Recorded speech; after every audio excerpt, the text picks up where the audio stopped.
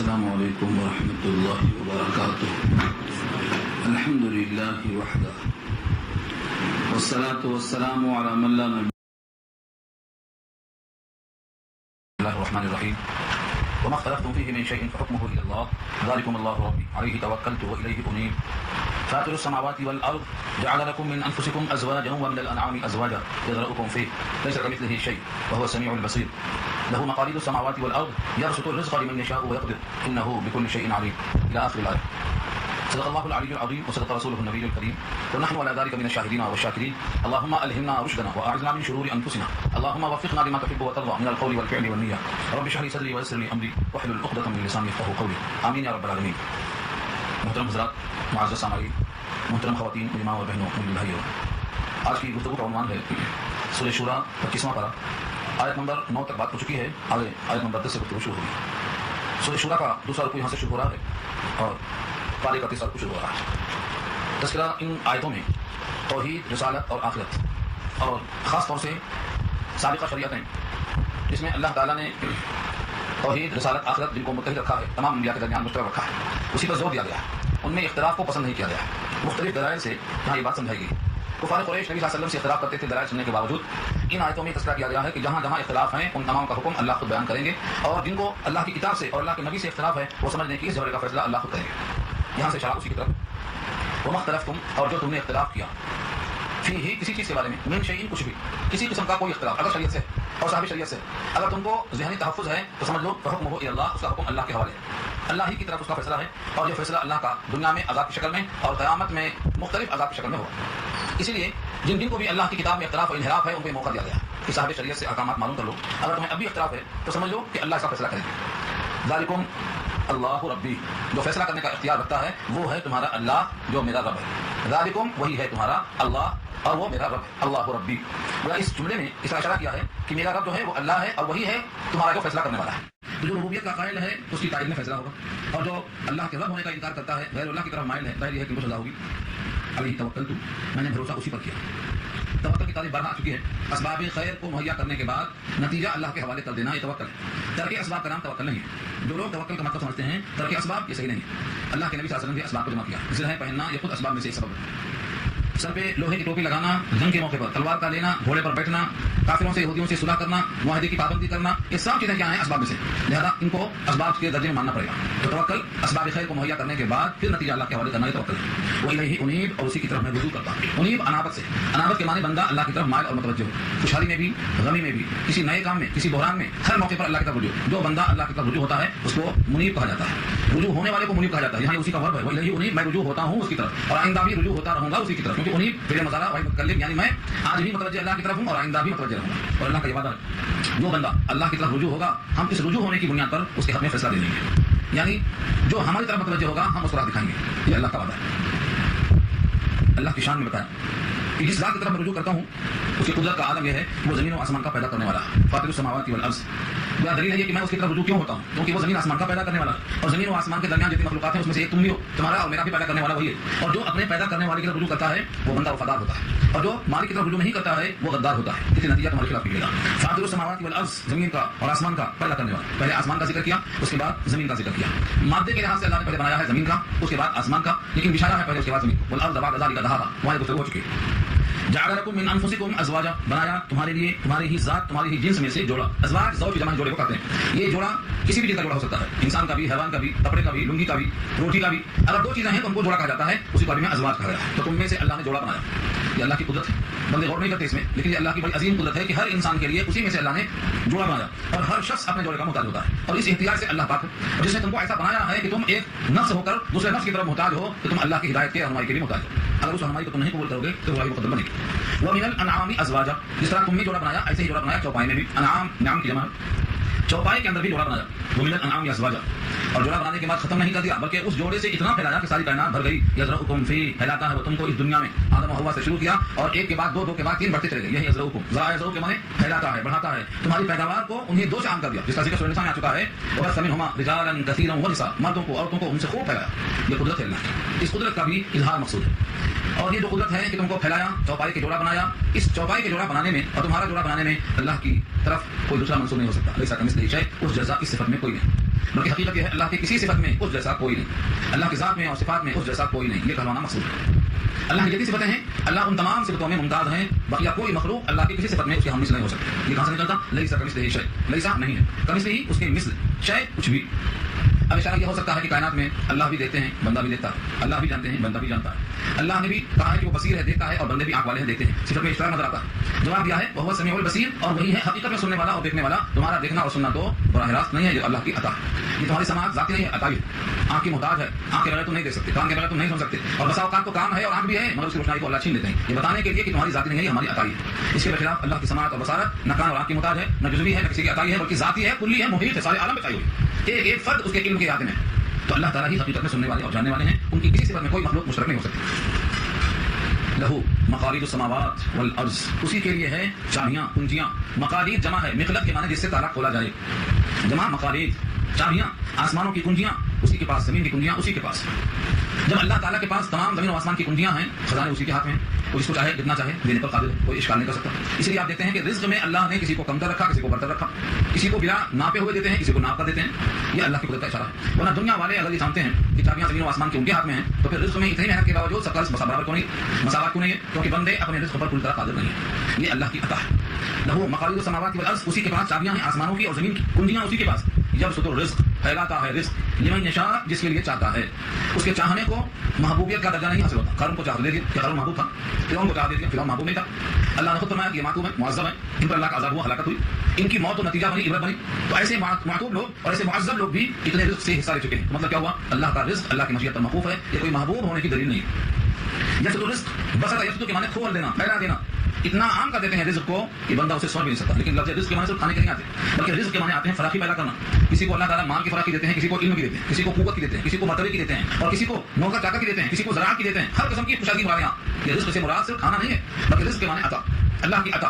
یبسط الرزق لمن یشاء، جس کے واسطے اللہ چاہتے ہیں رزق کو کھول دیتے ہیں، فراخی کر دیتے ہیں۔ ویقدر، یہ یقدر یبسط کی ضد، اس کا اپوزٹ، یعنی جس کے لیے چاہتے ہیں کھول دیتے ہیں اور اس واسطے چاہتے ہیں ناپ کر دیتے ہیں، بہت ہی محدود۔ یہ اللہ کی قدرت ہے۔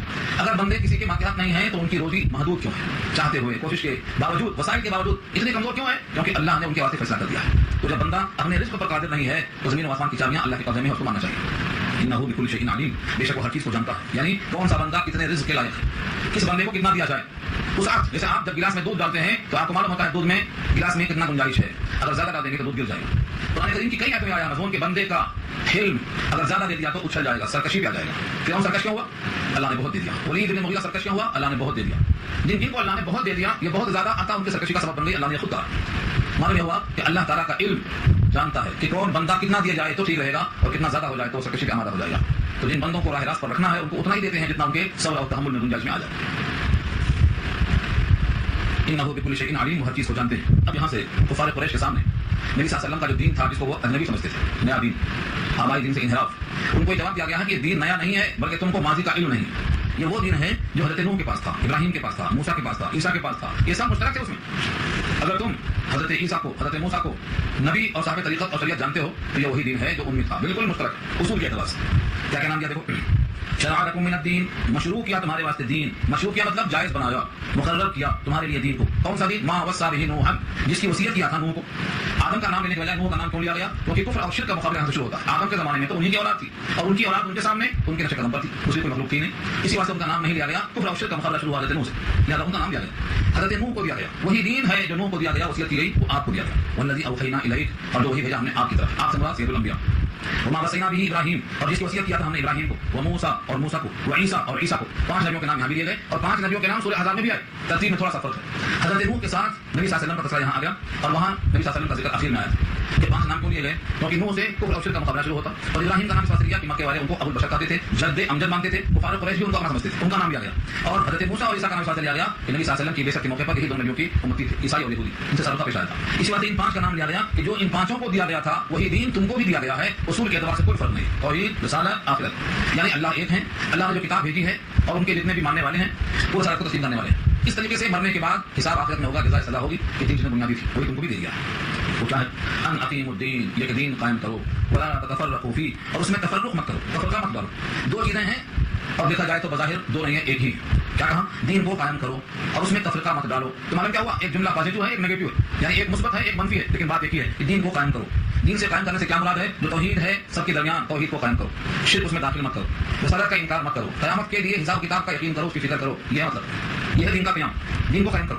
یہ دین کے اصول عقائد کے لحاظ سے اور اعمال کے لحاظ سے نماز ہے، روزہ ہے، زکات ہے، حج ہے، یہ سب میں تھے. البتہ جزوی اختلاف ہوں گے، کیفیت کا فرق ہوگا. تو دین کو قائم کرو اور اس میں تفرقہ نہ کرو. تفرق یہ نہیں کہا اختلاف نہ کرو، بلکہ اختلاف کرنے ہی کو لفظ تفرقہ استعمال کیا اللہ نے، تاکہ معلوم ہو جائے کہ اختلاف اگر جھگڑے کی شکل بن جائے تو وہ تفرقہ ہے اور وہ اختلاف پسندیدہ نہیں ہے. یہاں سے لوگ سمجھتے ہیں کہ جو ائمہ اربعہ کے درمیان اختلاف ہے یہ ان کے خلاف دلیل ہے. ایسا نہیں ہے. ائمہ اربعہ نے اپنی ذاتی رائے پیش نہیں کی اور ان کا اختلاف تفرقہ نہیں ہے، بلکہ ان کا اختلاف رحمت ہے. انہوں نے کوشش کیا ہے کہ نبی صلی اللہ علیہ وسلم کا کوئی قول، کوئی فعل اور کوئی عمل امت سے محروم نہ رہے، بلکہ امت میں عمل میں داخل ہو جائے. ہر عمل نبی صلی اللہ علیہ وسلم کا امت میں مرغوب ہو جائے. اور ظاہر یہ ہے کہ ایک بات انہوں نے علم کی روشنی میں جو بات سمجھا، دلائل کی روشنی میں اس کو پیش کرنا ان پر واجب تھا. تو یہ اختلاف علم کی بنیاد پر ہے، یہ اختلاف تفرقہ کی بنیاد پر نہیں ہے.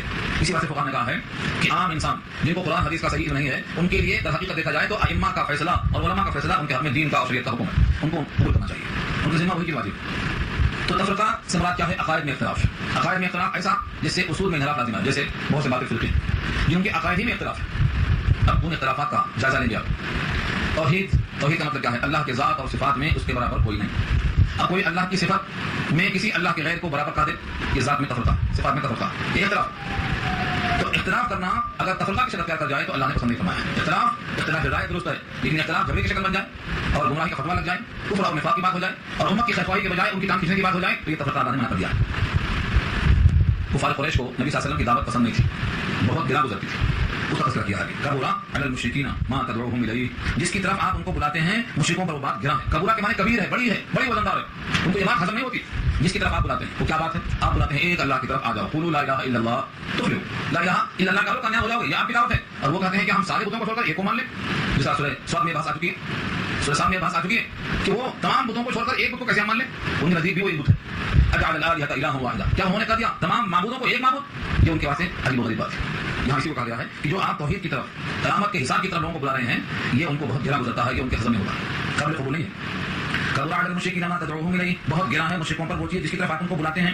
اللہ یجتبی الیہ من یشاء ویہدی الیہ من ینیب، اللہ چن لیتے ہیں اپنی طرف جس کو چاہتے ہیں اور ہدایت دیتے ہیں اپنی طرف جو رجوع کرتا ہے. دو باتیں، ایک اللہ کی مشیت جس پر پڑ گئی اللہ اس کو مجتبی کے معنی چن لینا. یجتبی فعل مضارع ہے، اس کا مفعول ہے مجتبی، سلیکٹڈ، منتخب. اللہ جس کو چاہتے ہیں چن لیتے ہیں، مشیت اللہ کی. اور یا پھر جو بندہ اللہ کی طرف رجوع کرتا ہے، جس کو ہم نے منیب کہا یہاں پر. منیب کے معنی منیب، جو رجوع کرتا ہے اللہ کی طرف، ہدایت مانگتا ہے اور زبان سے کہتا ہے اہدنا الصراط المستقیم، تو اللہ کو ہدایت دیتے ہیں. تو دو شرطیں، یا تو اللہ کی مشیت ہو وہ مجتبی اور منتخب بن جائے، اور یا تو اپنی فکر ہو کہ وہ مانگے اور اللہ کی عطا ہو جائے. دونوں سے ایک بات ہونا چاہیے. اسی بات سے کہا گیا ہے دعوت دینے والا جب کسی کو دعوت دے تو مجتبی ہونا تو اپنے بس کی بات نہیں ہے، وہ تو اللہ کی مشیت ہے، کس کو چاہے چن لیں. لیکن اللہ کی طرف رجوع ہونا یہ بندے کے لیے آسان ہے، مشکل نہیں ہے. تو بندے کو دعوت دیتے ہوئے کہہ دیں کہ آپ اپنے پیدا کرنے والے سے کہو کہ اے مجھے پیدا کرنے والے مجھے اچھے راستے کو دکھا. کہ رجوع آپ کسی کافر سے، مشرک سے بھی یہ بات کر سکتے ہیں. اور جب وہ کہنا شروع کرے گا کہ اے مجھے پیدا کرنے والے مجھے سے راستہ دکھا، تو اللہ کا راستہ کھل جاتا ہے. یہ دعوت کا اصول. اسی واسطے کبھی بھی کسی غیر مسلم سے بھی بات کرنا ہے تو آپ اس کو یاد رکھیں کہ اس کے سامنے انابت کی بات کریں، بندہ متوجہ ہو جائے. اور جب بندہ متوجہ ہوگا خالق کی طرف تخلیق کے حوالے سے تو ہدایت کے دروازے اس کے واسطے کھل جائیں گے اور شاید بہت جلد اس کو ایمان نصیب ہو جائے. اب یہاں سے اشارہ ہوتا ہے کہ جو لوگ مختلف راہیں تلاش کرنے والے یہودی، عیسائی، مشرکین مکہ، شاید یہ بیچارے غفلت میں تھے، ان کے پاس علم نہیں تھا، جہالت تھی، بھٹک گئے تھے. ان تمام کو رد کر دیا اللہ نے. کہا علم آنے کے بعد ہی اختلاف ہوا ان میں. جب تک علم نہیں تھا تب تک گمراہی عدم علم کی بنیاد پر رہی ہوگی. لیکن جب علم آ چکا تب انہوں نے اختلاف کیا ہے. یہ ضد کی بنیاد پر ہے، جھگڑا اختلاف ضد کی بنیاد پر ہے. دیکھو وما تفرقوا الا من بعد ما جاءهم العلم، اور اختلاف نہیں کیا انہوں نے، تفرقہ نہیں ڈالا انہوں نے. کنہوں نے؟ کفار قریش نے. تفرقوا میں جو ضمیر ہے ابن عباس کی رائے ہے کہ اس مراد مشرکین مکہ، انہوں نے اختلاف نہیں ڈالا. الا من بعد ما جاءهم العلم، مگر اس کے بعد کہ ان کے پاس علم آ چکا. علم آ چکا سے مراد سید الانبیاء آ چکے، کتاب الہی لے کر آ چکے. اور دوسرے امام مجاہد کی رائے ہے کہ تفرقوں سے مراد سابقہ امتیں جن میں اختلاف تھا، انہوں نے اختلاف نہیں کیا مگر ان کے پاس اس وقت رسول آ چکے. بات وہی ہے، نتیجہ وہی ہے. اگر سابقہ رسول سابقہ امتوں کے پاس آئے تب لوگوں نے اختلاف کیا، یہاں بھی بات ثابت آئی کہ کفار قریش نے بعد اختلاف کیا نبی آنے کے بعد. کیوں اختلاف کیا؟ علم آنے کے باوجود فما بغیا بینہم، آپس کی ضد کی بنیاد پر. ہردھمی کیا ہردھمی تھی؟ ان کا گمان تھا کہ نبی ہم میں پیدا ہوں گے، دوسروں میں کیسے پیدا ہو گئے. یہودی کہتے تھے سارے نبی ہم میں آئے یا آخری نبی بھی ہم میں آنا چاہیے. کفار قریش کی جو شاخیں تھیں قبیلے کے اعتبار سے ان میں بھی اختلاف تھا. وہ سمجھتے تھے کہ ہمارے قبیلے میں پیدا ہونے والے تو وہاں سے پیدا ہوگا. یہ ضد تھی، بغیا بینہم، آپس کی ضد کی بنیاد پر انہوں نے قبول نہیں کیا. اور ان کے انکار کا انجام تو یہ ہونا چاہیے تھا کہ ان پر عذاب آ جاتا. لیکن ایک بات اللہ کی طرف سے نکل چکی تھی کہ ان کو موقع دیا جائے گا، یہ آخری امت ہے، اس کو مہلت ملے گی. اسی بات کا لحاظ کرتے ہوئے ان کو باقی رکھا گیا. ولولا کلمۃ، اور اگر ایک بات نہ ہوتی، اگر یہ فیصلہ نہ ہوتا، سبقت من ربک، جو سبقت کر گیا ہے آپ کے رب کی طرف سے، مطلب یہ قدم نکل چکا. کیا ہے وہ؟ الی اجل مسمى، ایک وقت مقررہ تک ان کو باقی رکھا جائے گا. یہ ہے نکلا ہوا فیصلہ. اگر یہ فیصلہ نہ ہوتا تو کیا ہوتا؟ لقضی بینہم، تو ان کے درمیان فیصلہ ہو چکا ہوتا، یعنی عذاب آتا اور سب کے سب ہلاک ہو جاتے، زندہ رہنے کے لائق نہیں تھے.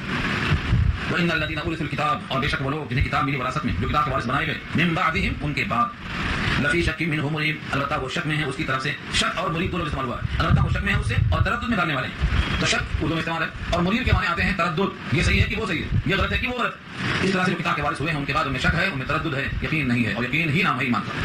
اس لیے اب یہاں سے ایک اہم آیت جس میں 10 جملے، یہ 10 جملے اللہ کے نبی صلی اللہ علیہ وسلم کو اللہ کا خاص حکم ہے لیکن صیغہ غائب سے فلذالک فدعوا، بس اسی وجہ سے چاہیے کہ آپ ان کو بلائیں، ان کو آپ دعوت دیں، دعوت دیتے رہیں، ان کا شک دور ہو جائے، ان کا تردد ختم ہو جائے. اس آیت میں 10 جملے ہیں اور 10 جملے ایسے ہیں کہ ایک مستقل عنوان ایک ٹاپک ہے اور جس کی مثال پورے قرآن کریم میں سوائے آیت الکرسی کے اور کوئی آیت نہیں ہے، کیونکہ وہاں بھی 10 جملے ہیں اور 10 جملے اللہ کے صفات میں بہت اہم فصلیں اپنے اندر رکھتے ہیں. تفصیلی بات جس طرح آیت الکرسی کے 10 جملے ہیں ایسے یہاں بھی اس آیت میں 10 جملے ہیں اور ابن کثیر لکھتے ہیں کہ ہر جملہ ایک مستقل فصل ہے، ایک مستقل عنوان ہے. اس پر اگر غور کریں تو ایک مستقل کتاب بن سکتی ہے. کیا ہے وہ؟ پہلا جملہ ہے فلذالک فدعوا، اسی لیے آپ ان کو بلائیں تاکہ ان کا شک اور تردد دور ہو جائے، ان کا اختلاف ختم ہو جائے اور ان کے اندر جو گمراہی ہے وہ دور ہو جائے. تو دعوت دیں، دعوت کی وجہ بتا دیا اللہ نے. اب دعوت کی وجوہات میں سے کیا کیا ہیں ان تمام کو اس بات سے لایا جا سکتا ہے. دعوت دینے کا آپ کا ذمہ کام کیوں تھا؟ کیونکہ وہ مستحق تھے. اب قیامت تک کوئی بھی نبی نہیں آئے گا اور قوم گمراہی میں آج بھی ہے، تو وہ استحقاق چونکہ آج باقی ہے لہٰذا امت کی ہر فرد کو دعوت دینا چاہیے. یہ ثابت ہوا یہاں سے. واستقیم کما امرت، یہ نمبر 2 ہے، دوسرا جملہ ہے اور یہ جملہ بھی وہی ہے جو سورہ ہود میں آ چکا ہے. سورہ ہود پارہ 12 میں آ چکا ہے. یہ وہی ٹکڑا ہے جس کے بارے میں آقا نے فرمایا شیبۃ ہود، مجھے سورہ ہود نے بوڑھا کر دیا. کیوں بوڑھا کر دیا؟ اس میں کیا اہم بات تھی؟ کیوں تو نبی صلی اللہ علیہ وسلم کے بالوں میں 19 بال سے زائد سفید نہیں تھے، لیکن بڑھاپا جو آپ نے فرمایا وہ کیوں فرمایا؟ کیونکہ یہ مسئلہ اتنا شدید تھا، آپ نے دل میں لے لیا کہ جیسا حکم دیا گیا ہے ویسا ہی قائم رہیے. اب ظاہر ہے کہ اللہ نے جیسا حکم کیا ہے اللہ کے منشا کے مطابق قائم رہنا ایک آسان کام نہیں تھا. جیسا حکم دیا گیا ہے ویسا ہی قائم رہیے، یہ آسان نہیں ہے. سن کر کے انسنی کرنا ہے تو آسان ہے، لیکن اگر پورا کرنا ہے تو بہت مشکل تھا.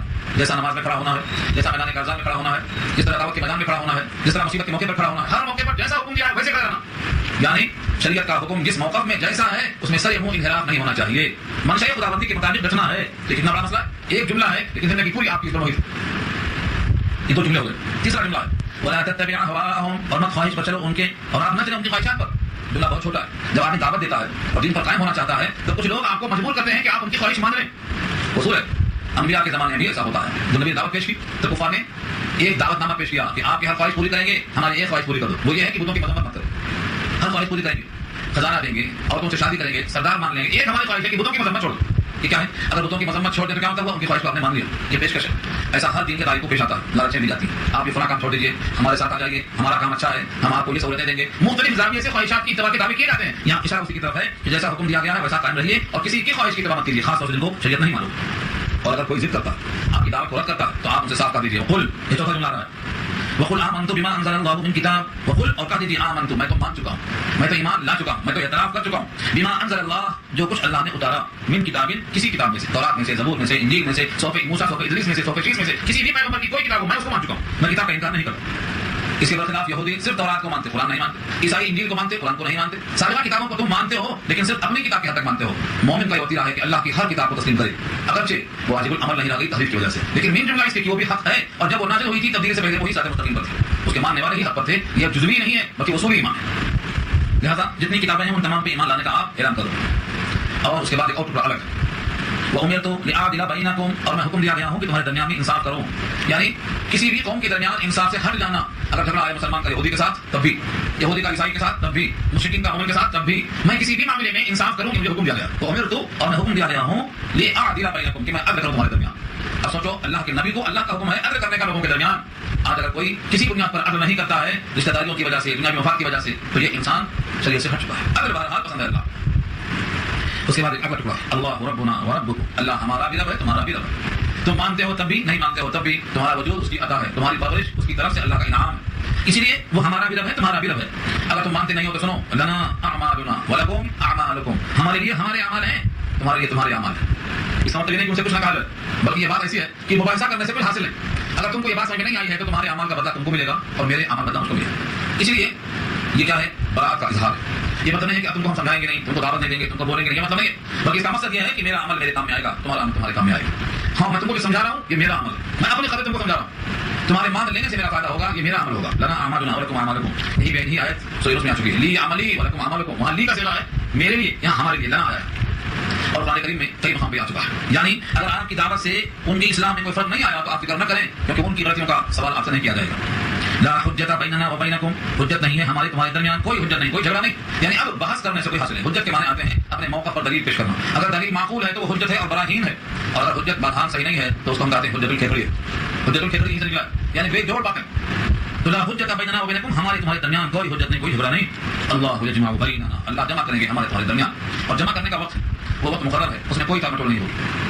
وإلیہ المصیر، اور اسی کی طرف لوٹنا ہے، بعض گشت ہے اسی کی طرف، سارے کائنات کے انسان لوٹ کر اسی کی طرف جائیں گے. یہ 10 جملے ہو گئے، ہر جملے کو میں نے ہیڈنگ سمجھا. تفسیر آپ خود دیکھ سکتے ہیں کہ ایک ایک جملہ اپنے اندر بہت بڑی تفسیر رکھتا ہے. وإلیہ المصیر بہت مختصر جملہ، اسی کی طرف لوٹنا ہے. کیا مطلب ہے؟ سب لوٹنا کب بولتے ہیں؟ جب سب کا وہاں سے آنا ثابت ہو، اور جو وہاں سے آنے کو مان لے گا وہاں سے لوٹنے کو ماننا پڑے گا، اور جب ماننا ہے لوٹنے کو تو تیاری کرنا بھی لازم ہے. اسی کا نام ہے یوم الحساب، یعنی گویا آخرت کو توڑ دیا گا.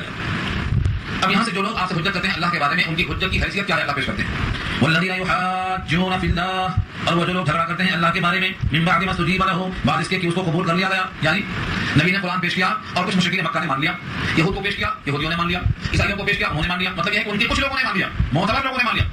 اب کچھ لوگوں نے جب اس کو مان لیا، بقیہ لوگوں کی حجت کرنا، کون سی حجت بچی؟ حجت داحضہ، جس کو حیثیت نہیں. اگر وہ چیز ناقابل تسلیم ہوتی تو تمہارے اہم لوگوں نے کیسے مان لیا؟ یہاں کہا گیا والذین یحاجون فی اللہ من بعد ما استجیب لہ، اور وہ لوگ جھگڑا کرتے ہیں اللہ کے بارے میں اس کے بعد کہ قبول کر لیا گیا اس کے لیے، اس کو حجتہم داحضہ، ان کی حجت داحضہ ہے. داحضہ مانے باطل. عند ربہم، ان کے رب کے نزدیک ان کی حجت داحضہ ہے یعنی باطل ہے. وعلیہم غضب من ربہم، اور ان پر اللہ کا غضب ہے. ولہم عذاب شدید، اور ان کے لیے سخت عذاب ہے. تو حجت داحضہ باطل حجت، باطل بحث کرنے سے کوئی فائدہ نہیں. بسا اوقات تو ان کو خود معلوم ہوتا ہے کہ میں بحث غلط کر رہا ہوں، پھر بھی وہ کرنا چاہتے ہیں. یہ اللہ کی طرف سے باعث غضب ہے اور باعث عذاب شدید. اللہ نے کتاب کو نازل کیوں کیا ہے؟ اس کا دو مقصد ہے. اللہ الذی انزل الکتاب بالحق والمیزان، اللہ وہ ذات ہے جس نے نازل کیا کتاب کو حق کے ساتھ اور میزان کو. میزان سے مراد ترازو، یہ ترازو اسی کو میزان کہا جاتا ہے. اور میزان کے وجود کو اللہ نے اس لیے رکھا ہے کہ اس میں تول کر حقداروں کے حق ادا کر دیے جائیں. تو حقوق العباد کی ادائیگی کے لیے اشارہ کیا میزان کا کر، اور بالحق کا اشارہ کر دیا اللہ کے حق کی طرف. اللہ نے کتاب بھیجی ہے اسی دو کام کے لیے کہ اللہ کا حق اور بندوں کا حق ادا کیا جائے. بالحق سے مراد اللہ کے حقوق، اور میزان سے مراد بندوں کے حقوق، ان کو ادا کیا جائے. اب لوگ سوچتے ہیں کہ ادا کریں ٹھیک ہے، بعد میں کریں گے دیکھا جائے گا، ابھی تو قیامت نہیں ہے. اس کا جواب دیا ہے وما یدریک لعل الساعة قریب، اور تمہیں کیا معلوم، تجھے کیا خبر شاید قیامت قریب ہو، پتہ نہیں کب آ جائے. اس لیے انتظار نہیں کرنا کہ آئندہ کریں گے، کیونکہ آئندہ وقت ملے گا یا نہیں ملے گا.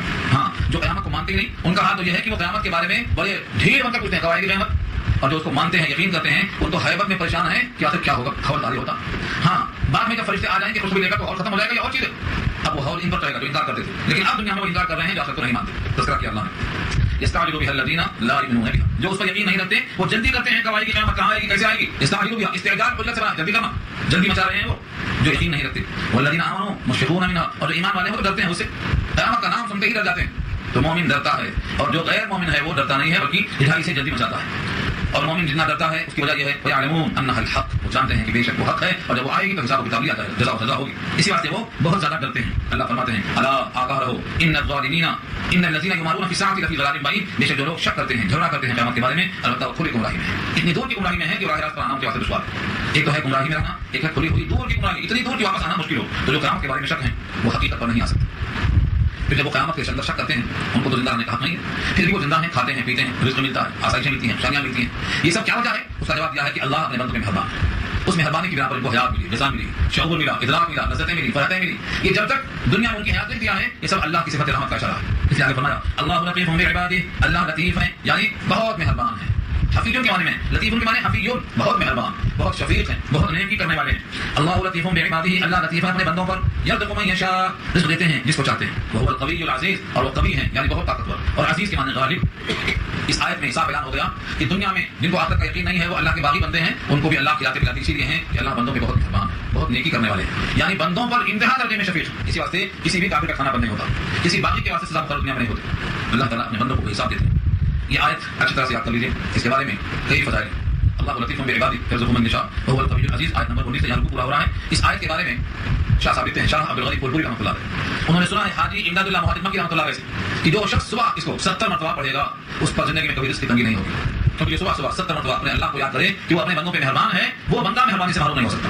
اللہ اپنے بندوں پر قوی اور غالب ہیں، وہ اپنے اس فرمان کی لاج رکھیں گے، اس بندے کو غذا ضرور خوشحالی کے ساتھ ملے گی. حاجی امداد اللہ مہاجر مکی بڑے بزرگ ہیں، علماء کے مرید، علماء ان سے دعا کرتے تھے، بڑے بڑے علماء ان کے مرید ہیں. ان کے نام میں جاؤں گا تو بہت لمبی بات نکل جائے گی، بس یہ سمجھو کہ حاجی امداد اللہ صاحب مہاجر مکی رحمۃ اللہ علیہ بڑے بڑے علماء کے شیخ تھے اور مشائخ تھے.